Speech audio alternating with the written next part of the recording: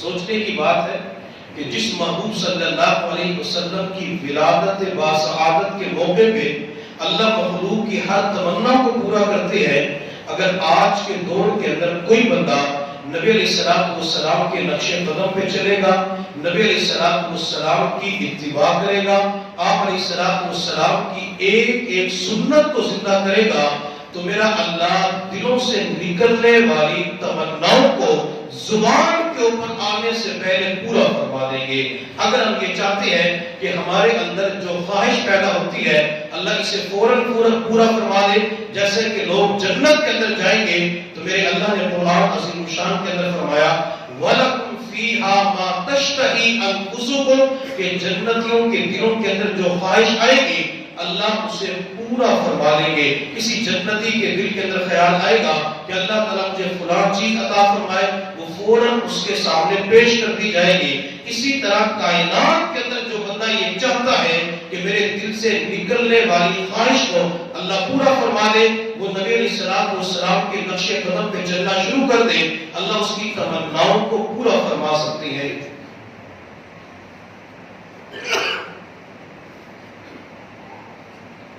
اور جب میرے محبوب صلی اللہ علیہ وسلم کو میرے اللہ نے دنیا کے اندر بھیجنا تھا، تو حضرت آمینہ رضی اللہ تعالی عنہا فرماتی ہیں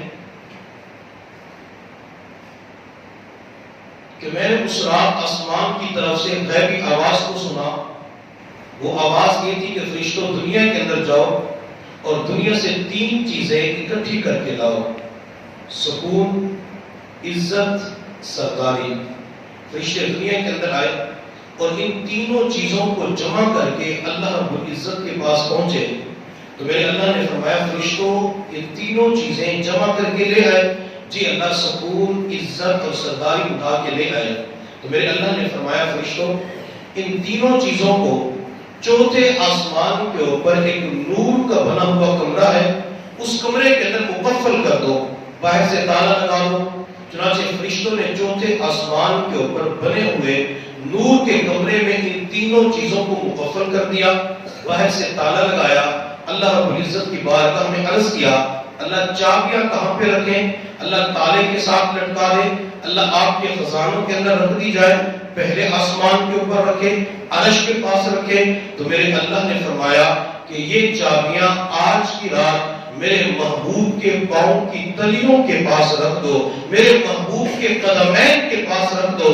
پھر کسی کہنے والے نے کیا خوب کہا، نہ جنت کی گلیوں میں دیکھا، نہ جنت کی گلیوں میں دیکھا، مزہ جو محمد کی تلیوں میں دیکھا صلی اللہ علیہ وسلم۔ اور جب میرے اللہ نے محبوب کو معراج کے سفر پہ بلانا تھا تو اللہ نے جبرائیل کو جنت کی سواری براق دے کر دنیا کے اندر بھیجا کہ میرے محبوب کو اس براق کے اوپر سوار کر کے 7 آسمانوں کی سیر کروا کے میرے پاس لے آؤ۔ جب جبرائیل دنیا کی طرف آ رہے تھے تو عرض کہ اللہ تیرا محبوب تھکا ہوا ہوگا، رات کا وقت ہے، آرام کر رہے ہوں گے، اور آج دن کے وقت طائف کے میدان میں پتھر بھی لگ چکے ہیں، اللہ تیرے محبوب کو کیسے اٹھاؤ؟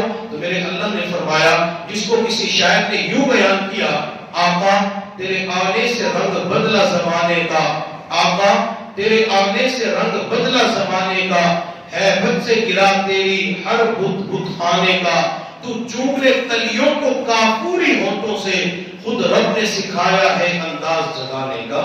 کہ جبرائیل جب تو میرے محبوب کے پاس جائے، میرا محبوب آرام کر رہا ہو، تو اپنے کافوری ہونٹوں کے ساتھ میرے محبوب کی پاؤں کی تلیوں کو چوم لینا، بوسہ لے لینا، میرے محبوب بیدار ہو جائیں گے۔ تو میرے اللہ نے فرشتوں سے فرمایا کہ اس کمرے کی چابیاں محبوب کے پاؤں کی تلیوں کے پاس رکھ دو، قدمین کے پاس رکھ کر پوری کائنات کے اندر اعلان کر دو کہ جو بندہ دنیا کے اندر عزت چاہتا ہے تو وہ محبوب کے قدموں میں آ جائے، جو دنیا کے اندر سکون چاہتا ہے وہ محمد کے قدموں میں آ جائے، جو علاقے کے اندر، اپنے خاندان کے اندر، برادری کے اندر، پورے علاقے کے اعتبار سے، کسی صوبے کے اعتبار سے، ملک کے اعتبار سے سرداری چاہتا ہے تو وہ محمد کے قدموں میں آ جائے۔ جو محمد کے قدموں میں آئے گا تو میرے اللہ نے فرمایا میں اس بندے کو سکون بھی دوں گا، عزت بھی دوں گا اور کائنات کی سرداری بھی عطا کر دوں گا۔ چنانچہ جو مشائخ اولیاء اللہ ہوتے ہیں وہ نبی علیہ السلام کی سنتوں کو زندہ کرنے والے، نبی علیہ السلام کی سنتوں کی پیروی کرنے والے، نبی علیہ السلام کے نقش قدم پہ چلنے والے، جب اپنے سر کے بالوں سے لے کر پاؤں کے ناخنوں تک پورے جسم کو سنتوں کے ساتھ آراستہ پہ راستہ کر لیتے ہیں تو ہم انہیں دنیا کے اندر دیکھتے ہیں، اللہ انہیں دلوں کی حکمرانی عطا فرما لیتے ہیں۔ دنیا کے جو بادشاہ ہوتے ہیں، دنیا کے وزیر ہوتے ہیں، M L A M P S ہوتے ہیں، یہ صرف جسموں کے اوپر حکمرانی کرتے ہیں، لیکن جو مشائخ اولیاء اللہ ہوتے ہیں وہ لوگوں کے دلوں کے اوپر حکمرانی کرتے ہیں۔ اور جب اللہ تعالیٰ کسی کو دل کا حکمران بنا دیتے ہیں تو دنیا والے ان کے غلام نظر آتے ہیں، ان کے دیوانے نظر آتے ہیں، ان کی جوتیاں اٹھانا اپنے لیے سعادت کی بات سمجھتے ہیں، ان کی خدمت کرنا اپنے لیے اعزاز کی بات سمجھتے ہیں۔ چنانچہ سلطان محمود غزنوی رحمۃ اللہ علیہ ایک نیک بادشاہ گزرا ہے جو تقوی بھری زندگی گزارتا تھا۔ ایک مرتبہ خواجہ ابو الحسن خرقانی رحمۃ اللہ علیہ کو ملنے کے لیے گئے، جو ہمارے سلسلہ عالیہ نقشبندیہ کے ایک بزرگ ہیں۔ جب سلطان محمود غزنوی رحمۃ اللہ علیہ خانقاہ کے اندر پہنچے تو وہاں پہ مریدین سالکین طریقت خانقاہ کی صفائی کر رہے تھے، تو سلطان محمود غزنوی نے جو چہرے کے اوپر مٹی گرد پڑ رہی تھی تو اپنے چہرے کے اوپر ملنا شروع کر دیا۔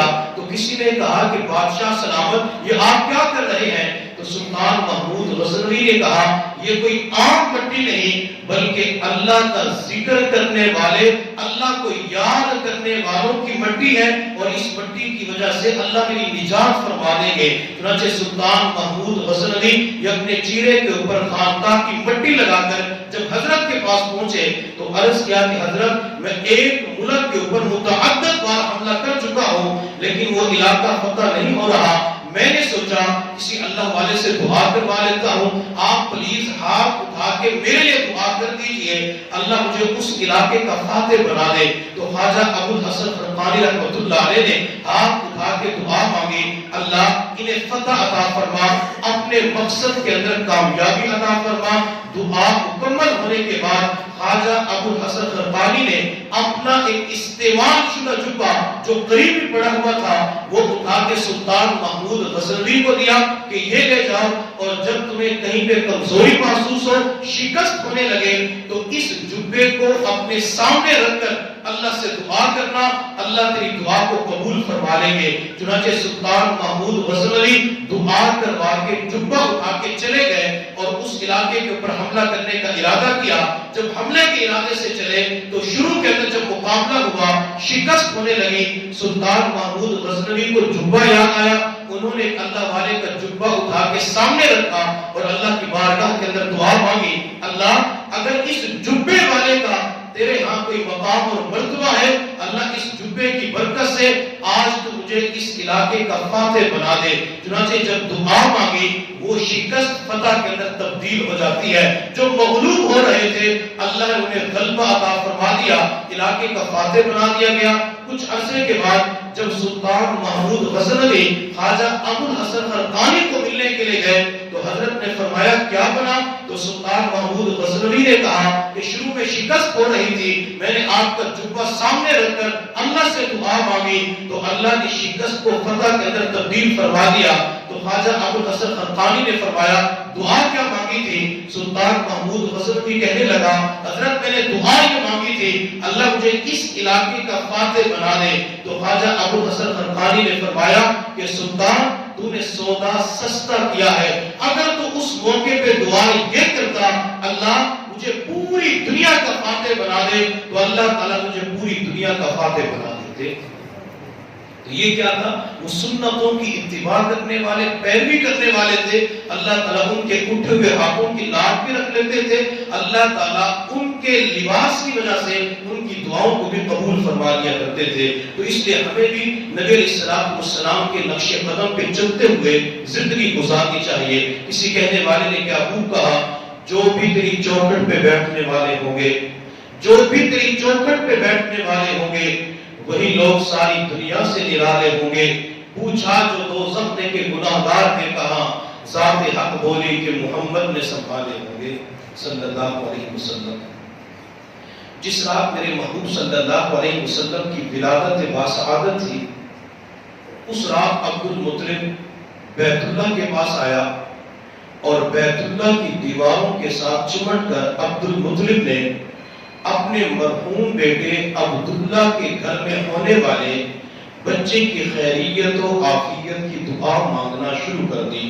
عبد المطلب رونا شروع کر دیتے ہیں اور اللہ کی بارگاہ میں دعا کرتے ہیں، اللہ میرا بیٹا عبداللہ تجارت کے لیے ان کے شام کی طرف گیا تو آپ نے راستے ہی کے اندر میرے بیٹے عبداللہ کو جوانی میں اپنے پاس بلا لیا. اللہ آج میرے بیٹے کے ہاں بچہ ہونے کی خبر ہے، اللہ میرے مرحوم بیٹے کو جانشین عطا فرما، وارث عطا فرما، اللہ بیٹا عطا فرما. عبد المطلب کافی دیر تک روتا رہا اور رونے کے بعد عبد المطلب بیت اللہ کے سامنے مروہ پہاڑی پہ گیا. مروہ پہاڑی پہ جا کے دعا مانگی، پھر وہاں سے نیچے اتر کر 2 مقاموں کے دروازے پہ جاتا ہے اور عبد المطلب نے جا کے دروازے پہ دستک دی تو ایک خاتون باہر نکلی جس کا نام ام ایمن رضی اللہ تعالی عنہا ہے. یہ بات کے اندر نبی علیہ السلام کی دایا بھی بنی. عبد المطلب رات کے اندھیرے میں ام ایمن کو لے کے دوسرے دروازے پہ گئے اور اس دوسرے دروازے پہ جا کے دستک دی تو وہاں سے ایک خاتون باہر نکلی جس کا نام شفا بنت عبداللہ ہے. تو عبد المطلب نے ان دونوں خواتین سے کہا کہ آمینہ کے ہاں بچے کے آنے کی خبر ہے، ڈیلیوری کا وقت ہے، خاتون کے پاس خواتین کو ضرورت ہوتی ہے، تم چلی جاؤ اور وہاں پہ جا کے جتنے بھی کام سر انجام دینے ہیں وہ تم نے دینے ہیں. اب عبد المطلب نے اسباب کے درجے میں ان خواتین کو آمینہ کی طرف بھیجا. عبد المطلب وہاں سے مروہ پہاڑی پہ آیا، مروہ پہاڑی سے پھر بیت اللہ کی دیواروں کے پاس آیا اور عبد المطلب نے بیت اللہ کی دیواروں کے ساتھ چمٹ کر پھر اللہ سے دعا مانگنا شروع کر دی. اللہ خیریت و عافیت کا معاملہ فرما، اللہ مجھے پوتا عطا فرما، میرے مرحوم بیٹے عبداللہ کو بیٹا عطا فرما. عبد المطلب رات کے اندھیرے میں بیت اللہ کی دیواروں کے ساتھ چمٹ کر کافی دیر تک روتے رہے. یہاں پہ نکتے کی بات سمجھ لیں، بعض مرتبہ گھروں کے اندر جب خواتین حاملہ ہو جاتی ہیں، ڈیلیوری کا وقت آتا ہے تو مرد حضرات کیا کرتے ہیں کہ ایک دوسرے کو فون کر رہی ہوتی ہے کہ ہسپتال کے اندر جانا ہے، بڑا آپریشن ہے، خون کی ضرورت پڑے گی، آپ بھی آ جاؤ، فلاں بھی آ جاؤ. خواتین کو بھی بلایا جاتا ہے، مردوں کو بھی بلایا جاتا ہے. اسباب کے درجے کے اندر انسان دوسروں کو بلا سکتا ہے، پیسوں کا انتظام بھی کر سکتا ہے، خون کا انتظام بھی کر سکتا ہے، لیکن افسوس یہ ہوتا ہے پورے گھر کے اندر کوئی ایک مرد، کوئی ایک خاتون ایسی نہیں ہوتی جو اللہ کی بارگاہ میں ہاتھ اٹھا کے صرف یہ دعا کر سکے، اللہ بڑے آپریشن سے محفوظ فرما، اللہ اسپتالوں کے دھکے کھانے سے محفوظ فرما، اللہ ڈاکٹر کے چکر کاٹنے سے محفوظ فرما، اللہ گھر کے اندر سہولت کے ساتھ اللہ معاملہ فرما دیجئے. پورے گھر کے اندر نہیں ہوتا. اس لیے جب بھی گھروں کے اندر خواتین کے ہاں ڈیلیوری کا وقت آ جائے تو اللہ کی بارگاہ میں دعا مانگنا شروع کر دے. اللہ یہ سارے کام آپ ہی نے کرنے ہوتے ہیں. اللہ ہر تنگی کے بعد آپ نے قرآن کے اندر فرمایا آسانی ہوتی ہے. اللہ میں نے 9 مہینے 8.5 مہینے اللہ تنگی کے اندر گزار دیے، مشکلات کے اندر گزار دیے. اللہ اب آسانی فرما دیجئے. اللہ جسم کی چیر پھاڑ سے بچا لیجئے. جب مرد حضرات بھی دعا کرتے ہیں، خواتین بھی دعا کرتی ہیں، اللہ ان کی دعا کو قبول فرما لیتے ہیں. اور یہی وجہ ہے کہ میرے محبوب صلی اللہ علیہ وسلم نے فرمایا کہ بچے کی ڈیلیوری کے وقت اگر کسی خاتون کا انتقال ہو جاتا ہے تو اللہ تعالیٰ اسے شہید کا مقام اور مرتبہ عطا فرما دیتی ہے. اور ایک حدیث کے اندر آپ علیہ السلام نے فرمایا جب بچے کی ولادت کا وقت ہوتا ہے، خاتون کو درد ذہن کی تکلیف شروع ہوتی ہے. خاتون اس موقع پہ جو بھی دعا مانگتی ہے اللہ اس کی دعا کو قبول فرما لیتے ہیں. وہ خاتون خود بھی دعا کا اہتمام کریں، مرد حضرات بھی دعا کا اہتمام کریں، اور اللہ کی بارگاہ میں اگر 2 نفل صلاۃ حاجت پڑھ کر اللہ سے مانگا جائے تو اللہ ہسپتالوں سے بچا لیتے ہیں، اللہ ہزاروں لاکھوں روپے سے بچا لیتے ہیں. اور تیسرا، جب بھی بچے کی ولادت کا وقت قریب آئے تو تو اللہ کے راستے میں صدقے کا اہتمام ضرور کیا کرے. جتنی آپ کی استطاعت ہے، چاہے 1 روپے کی استطاعت ہے، 1 لاکھ کی استطاعت ہے، وہ صدقہ اللہ کے راستے میں نکال دیا جائے یا صدقے کی نیت کر لی جائے اور بعد کے اندر وہ ادا کر دینا. صدقے کی وجہ سے اللہ تعالیٰ بیماریوں کو ٹال دیتے ہیں. تو بات میں کر رہا تھا کہ عبد المطلب نے بیت اللہ کی دیواروں کے ساتھ چمٹ کر اپنے پوتے کے لیے دعا مانگی تو اللہ تعالیٰ نے ان کی دعا کو بھی قبول فرما لیا. عبد المطلب کی بھی دعا تھی اور اس کے ساتھ حضرت ابراہیم خلیل اللہ علیہ السلام کی دعا بھی تھی. جب خلیل اللہ علیہ السلام نے اللہ رب العزت کا گھر بیت اللہ بنایا تو میرے اللہ نے فرمایا ابراہیم جو مانگنا ہو مجھ سے مانگ لو، جو مانگو کو میں تجھے عطا کروں گا. تو حضرت ابراہیم خلیل اللہ علیہ السلام اللہ کی بارگاہ کے اندر دعا کرتے ہیں، اللہ میں آپ سے ایک ہی نعمت مانگتا ہوں جو آپ کے خزانوں کے اندر صرف ایک ہی ہے. تو میرے اللہ نے فرمایا ابراہیم کیا مانگنا چاہتا ہے؟ تو حضرت ابراہیم علیہ السلام نے عرض کیا اللہ میں آپ سے آمنہ کا لال مانگتا ہوں، اللہ میں آپ سے عبداللہ کا لخت جگر مانگتا ہوں، اللہ مجھے 2 جہاں کے سردار عطا کر دیجئے. تو اللہ تعالیٰ نے ابراہیم علیہ السلام کی دعا کو قبول کرتے ہوئے میرے محبوب صلی اللہ علیہ وسلم کو حضرت اسماعیل علیہ السلام کی اولاد کے اندر پیدا فرما دیا. عبد المطلب بھی دعا مانگتے ہیں، ابراہیم علیہ السلام بھی دعا مانگتے ہوئے نظر آتے ہیں اور یہ دونوں خواتین حضرت آمنہ کے مکان کے دروازے پہ پہنچی، ام ایمن اور شفا بنت عبداللہ. جب یہ آمنہ کے مکان کے دروازے پہ پہنچی تو وہاں ایک تیسری خاتون کھڑی ہوئی تھی جس کا نام صوبیہ ہے.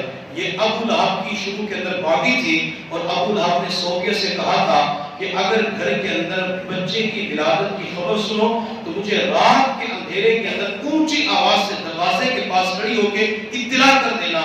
تو جب نبی علیہ السلام کی ولادت باسعادت ہوتی ہے، صوبیہ نے مکان کے دروازے کے پاس کھڑے ہو کے ابو لہب سے کہا کہ بیٹا پیدا ہوا ہے. تو ابو لہب نے اسی وقت ہاتھ کی انگلی سے اشارہ کر کے کہا کہ جا صوبیہ، آج اس بچے کی ولادت کی خوشی کے موقع پہ میں تجھے آزاد کر دیتا ہوں. یہ ابو لہب جب دنیا سے چلا گیا، اگرچہ ابو لہب کے بارے میں سورۃ اللہب بھی نازل ہوئی اور یہ کافر بدبخت تھا، مرنے کے بعد اس نے خواب کے اندر دیکھا، پوچھا ابو لہب کیسے گزر رہی ہے؟ تو ابو لہب نے جواب دیا کہ عذاب قبر کے اندر مبتلا ہو چکا ہوں، صبح و شام عذاب ہوتا ہے، اذیت ناک تکلیف کے اندر مبتلا کر دیا گیا.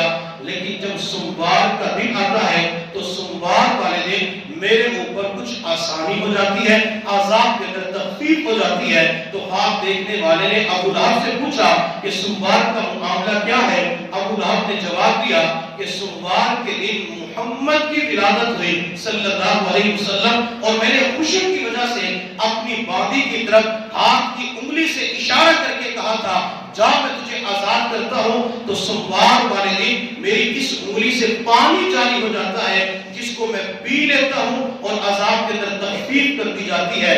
سوچنے کی بات ہے اگر ابو لہب بھی نبی علیہ السلام کی ولادت باسعادت کے موقع پہ خوشی کا اظہار کرتا ہے تو اللہ تعالیٰ اس کے ساتھ بھی عذاب کے معاملے کے اندر نرمی فرما دیتے ہیں. اگر آج کے دور کے اندر کوئی بندہ صرف اتنا خوشی کا اظہار کر لے کہ محبوب آئے تو محبوب کی وجہ سے ہمارے گھر کی خواتین کو عزت ملی ہے، کسی کو ماں کا مقام ملا، کسی کو بیٹی کا مقام ملا، کسی کو بہن اور بیوی کا مقام ملا. نبی علیہ السلام دنیا کے اندر تشریف لائے تو اللہ نے مزدوروں کو عزت دی ہے. محبوب دنیا کے اندر تشریف لائے تو محبوب کی وجہ سے اللہ نے انسانیت کو عزت عطا فرمائی ہے. اگر آج بندہ خوشی کا اظہار کر لیتا ہے تو اللہ تعالیٰ اس کی زندگیوں کے اندر نیکیوں کی بہار پیدا فرما سکتے ہیں. تو یہ دونوں خواتین شفا بنت عبداللہ ام ایمن آمنہ کے دروازے پہ پہنچی اور دروازے پہ دستک دی تو حضرت آمنہ رضی اللہ تعالی عنہا نے اندر سے پوچھا کون؟ تو انہوں نے باہر سے جواب دیا کہ ہمیں عبد المطلب نے بھیجا ہے. تو آمنہ نے کہا کہ دروازے کو پش کرو اور اندر آ جاؤ. یہ دونوں خواتین دروازہ کھولتی ہیں. جب اندر پہنچی تو دیکھ کے حیران رہ گئے کہ حضرت آمنہ چارپائی کے اوپر لیٹی ہوئی ہے. حالانکہ جب بچے کی ولادت کا وقت قریب آتا ہے تو حالات تبدیل ہو جاتے ہیں، عورت کا جسم ٹوٹنے لگتا ہے، اس کی طبیعت ناساز ہو جاتی ہے. جب بچے کی ولادت کا وقت قریب آتا ہے عورت زندگی اور موت کی کشمکش میں ہوتی ہے. یوں لگتا ہے کہ موت اس خاتون کے سر کے اوپر ہے. لیکن جب یہ دونوں خواتین آمنہ کے پاس پہنچی تو آمنہ کے چہرے کے اوپر مسکراہٹ تھی. چہرے کا رنگ متغیر نہیں ہوا, پیلا نہیں ہوا, الٹی کی کیفیت نہیں تھی, اور حضرت آمنہ سکون کے ساتھ لیٹی ہوئی تھی. حضرت ام ایمن رضی اللہ تعالی فرماتی ہیں میں بار بار آمنہ کی طرف دیکھ رہی تھی تو آمنہ نے میری خاموشی کو توڑا اور خاموشی کو توڑتے ہوئے کہا ام ایمن پریشان ہونے کی ضرورت نہیں ہے. جب سے یہ بچہ میرے پیٹ میں آیا ہے تو میں نے دنیا کے اندر عجیب و غریب مناظر دیکھے ہیں. آمنہ تم نے کیا دیکھا؟ تو حضرت آمنہ رضی اللہ تعالی عنہا فرمانے لگی جب سے یہ بچہ میرے پیٹ میں آیا ہے میں گھر سے باہر دوپہر کے وقت نکلتی ہوں تو بادل کا ٹکڑا میرے سر کے اوپر سایہ کر دیتا ہے. جب سے یہ بچہ میرے پیٹ میں آیا ہے میں کسی پتھر کے اوپر پاؤں رکھتی ہوں وہ پتھر بھی موم ہو جاتا ہے. جب سے یہ بچہ پیٹ میں آیا ہے میں درختوں کے قریب سے گزرتی ہوں تو درخت جھک کے مجھے سلام کرتے ہیں. جب میں کنویں کے پاس پانی بھرنے کے لیے جاتی ہوں تو مجھے جھکنا نہیں پڑتا, وہ پانی خود بخود کنویں کی منڈیر تک آ جاتا ہے. میں جہاں بھی جاتی ہوں میں نے دنیا کے اندر عجیب و غریب مناظر دیکھے ہیں, اور میں نے تو یہ بھی سنا ہے کہ جب بچہ پیدا ہو جائے تو اس کا نام محمد رکھ دینا. حضرت آمنہ رضی اللہ تعالی عنہا عجیب و غریب کیفیات کو بیان کرتی ہے. حضرت ام ایمن رضی اللہ تعالی فرماتی ہے کہ میں آمنہ سے گفتگو کر رہی تھی, اچانک آمنہ کے مکان کی چھت کھلتی ہے اور 3 خواتین اونچے لمبے قد والی آمنہ کے گھر کے اندر مکان کی چھت کی جانب سے داخل ہوتی ہے. بعض مرتبہ لوگ کہہ دیتے ہیں کہ مکان کی چھت بھی کھل سکتی ہے. ہم دنیا کے اندر دیکھتے ہیں جب بندہ کسی شاپنگ ہال میں جاتا ہے, پلازے میں جاتا ہے, اور وہاں پہ جو مین دروازہ ہوتا ہے شیشے کے دروازے, جب بندہ وہاں پہ جا کے پاؤں رکھتا ہے تو شیشہ خود بخود کھل جاتا ہے. آپ نے مکہ مکرمہ کے اندر بھی دیکھا ہوگا, مدینہ طیبہ کے اندر بھی دیکھا ہوگا, حتیٰ کہ مسجد نبی کے اندر جب بندہ درود و سلام کے تحفے پیش کر رہا ہوتا ہے, تلاوت قرآن کر رہا ہوتا ہے, اچانک مسجد نبی کی چھتریاں کھلنا شروع ہو جاتی ہیں. اگر آج کے دور میں مسجد نبی کی چھت کھل سکتی ہے, چھتریاں کھل سکتی ہے, تو آمنہ کے مکان کی چھت نہیں کھل سکتی. جب اللہ چاہتے ہیں تو اللہ ایسے واقعات کو رونما فرما دیتی ہیں. تو حضرت ام ایمن فرماتے کہ 3 خواتین مکان کی چھت کی جانب سے داخل ہوئی. ایک عورت کے ہاتھ میں دودھ کا پیالہ تھا, دوسری کے ہاتھ میں پھولوں کا گلدستہ تھا, اور تیسری خاتون کے ہاتھ میں سبز رنگ کا لباس تھا. یہ تینوں خواتین آمنہ کے پاس پہنچی. ایک خاتون نے سہارا دے کے آمنہ کو بٹھایا اور آمنہ کی خدمت کے اندر دودھ کا پیالہ پیش کیا. حضرت آمنہ نے اس دودھ کو نوش فرمایا.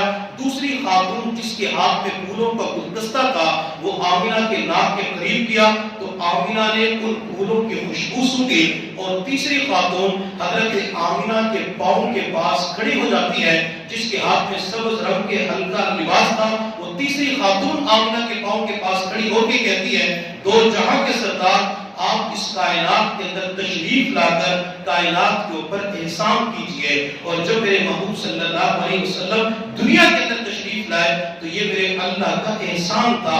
اللہ نے انسان کو مختلف نعمتیں عطا فرمائی, بولنے کے لیے زبان عطا فرمائی, دیکھنے کے لیے آنکھ عطا فرمائی, سماعت کے لیے کان عطا فرمائے, پکڑنے کے لیے ہاتھ دیے, چلنے کے لیے پاؤں دیے, سوچنے کے لیے دل و دماغ دیا.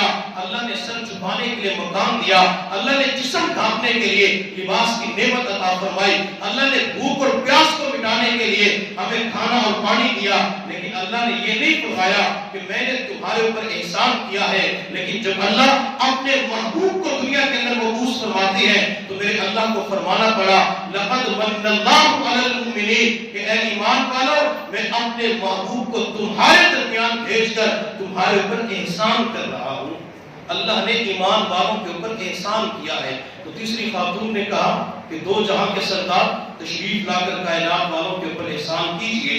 چنانچہ 571 عیسوی تھی, 22 اپریل 4:20 کا وقت تھا. صبح کاظم ختم ہو چکی تھی, صبح صادق طلوع ہو رہی تھی.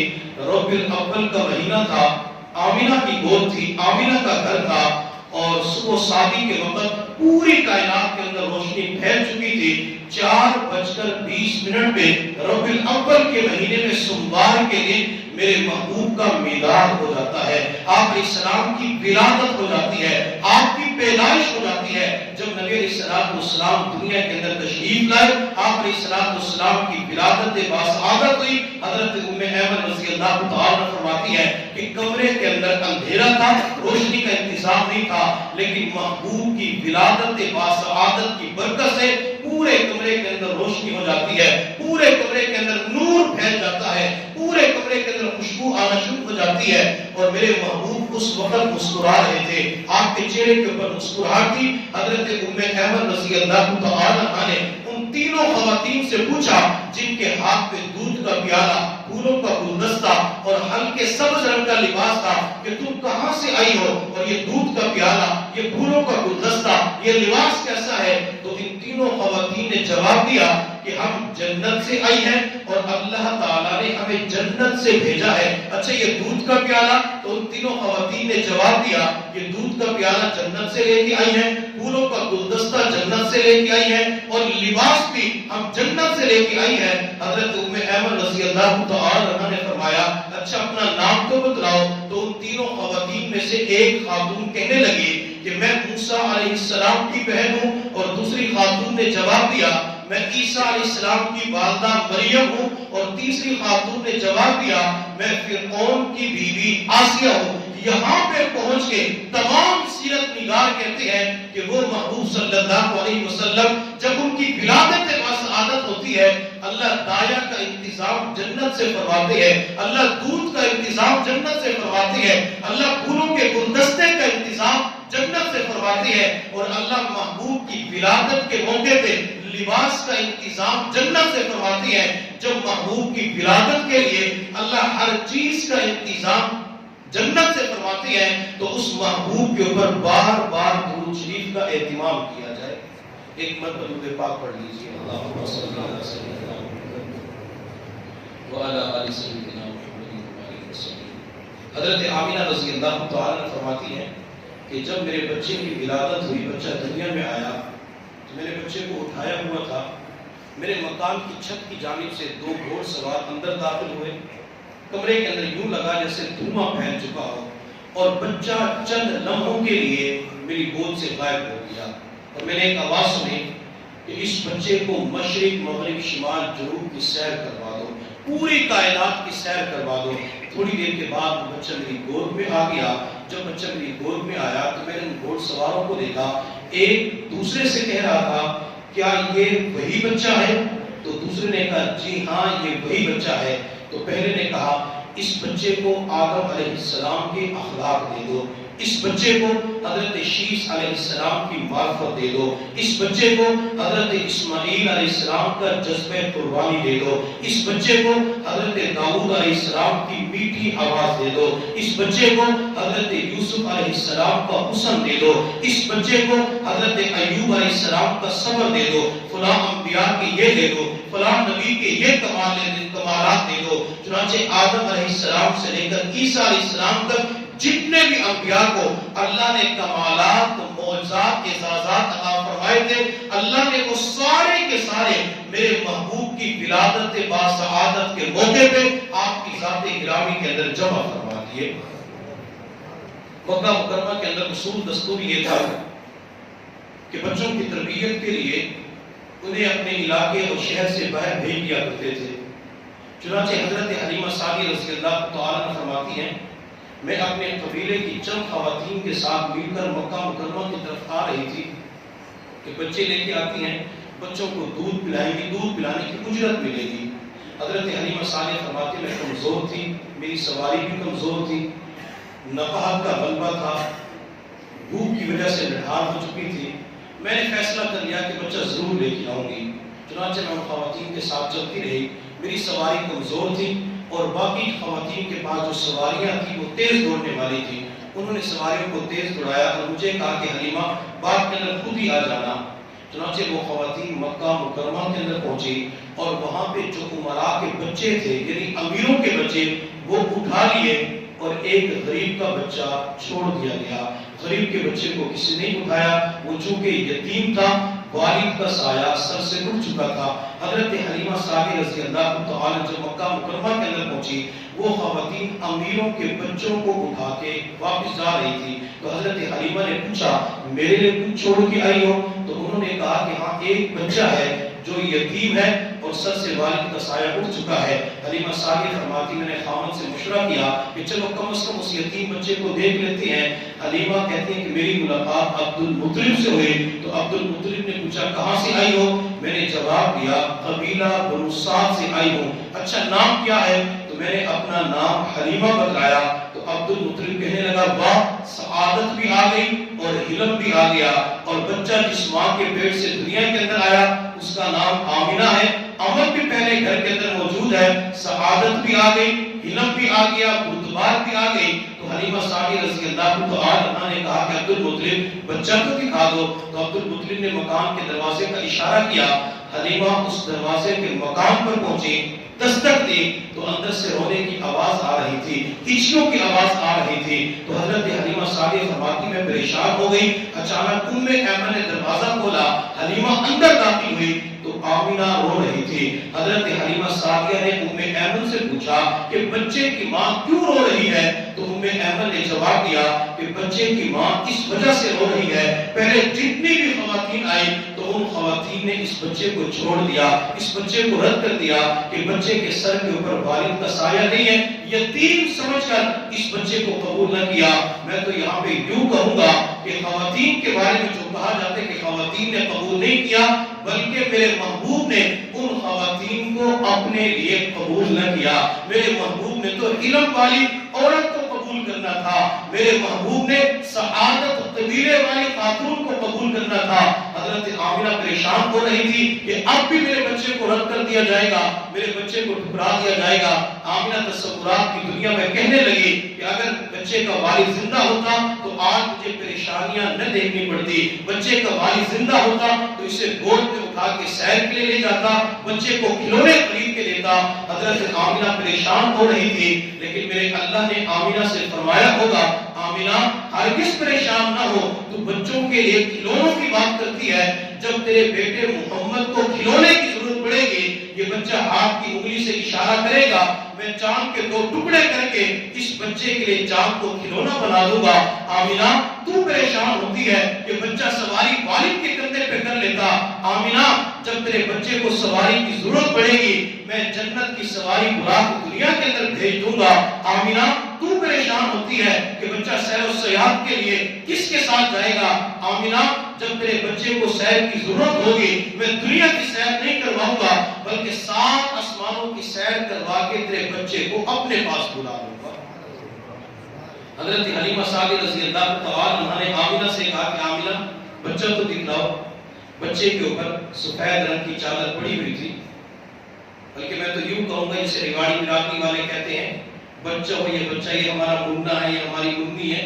تو حلیمہ سعدیہ نے کہا ہوگا آمینہ اپنا منہ تو دکھا دو، اپنا منہ تو دکھاؤ۔ تو حضرت ایمن رضی اللہ تعالیٰ عنہ نے نبی علیہ السلام کے اوپر جو سفید رنگ کی چادر پڑی ہوئی تھی اس چادر کو ہٹایا، تو حضرت حلیمہ سعدیہ فرماتی ہیں کہ جب میں نے آمینہ کے منہ کو دیکھا، آمینہ کے لخت جگر کو دیکھا تو اس وقت مسکرا رہا تھا۔